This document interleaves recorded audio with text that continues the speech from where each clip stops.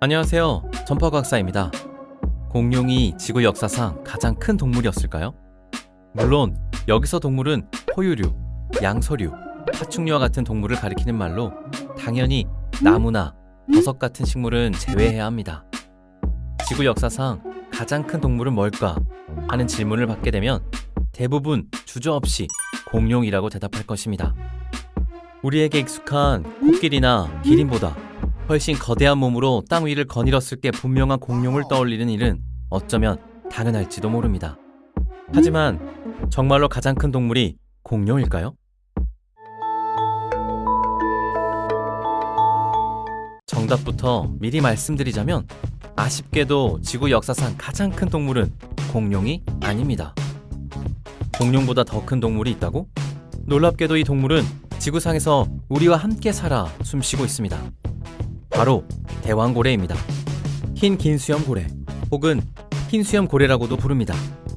대왕고래는 북반구에 있는 고래와 남반구에 있는 고래가 몸집이 조금 차이가 납니다.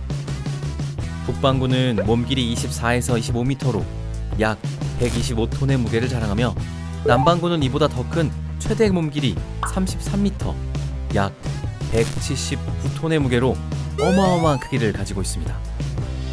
남반구의 대왕고래는 아르헨티노사우루스, 브라키오사우루스처럼 엄청나게 큰 용각류보다 큽니다. 쉽게 예를 들자면 대왕고래의 몸길이 33m는 티라노사우루스 3마리 정도를 합쳐놓은 크기와 비슷합니다. 이제 좀 감이 오시는지요? 그러므로 이제 누군가 지구상에서 가장 큰 동물이 뭐야? 물어본다면 주저없이 대왕고래라고 대답하면 되겠습니다. 그렇다면 공룡 중 가장 큰 공룡은 어떤 공룡일까요? 여기서 가장 크다는 의미는 몸 길이를 이야기하는 것입니다. 가장 큰 공룡의 후보들은 육식공룡이 아닌 사우로포드라는 용각류에서만 찾아볼 수 있습니다.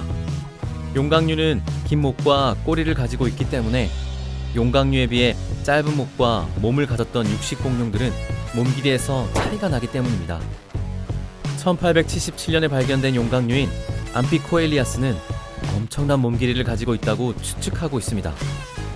하지만 암피코엘리아스의 화석은 완벽하지 않습니다. 오직 2개의 척추와 골반뼈 그리고 대퇴골만 발견되었기 때문입니다. 1878년 다시 발견된 암피코엘리아스의 뼈는 크기가 1.5m나 되는 척추뼈였습니다.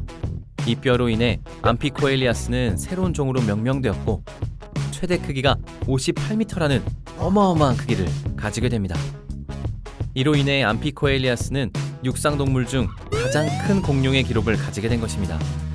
하지만 현재 이 뼈는 존재하지 않기 때문에 암피코엘리아스의 화석을 추가로 발견해야 이 거대한 공룡의 정체를 알 수 있을 것입니다. 그러므로 아직까지 지구상에서 가장 큰 동물의 자리는 대왕고래가 가지고 있을 수 있는 것이죠. 영원한 신비의 동물 공룡. 그동안 알지 못했던 티라노사우루스에 관한 재미있는 이야기를 만나보고 싶다면 백악기 지상 최고의 포식자 티라노사우루스를 펼쳐보세요. 신비롭고 환상적인 공룡의 세계가 눈앞에 펼쳐질 것입니다.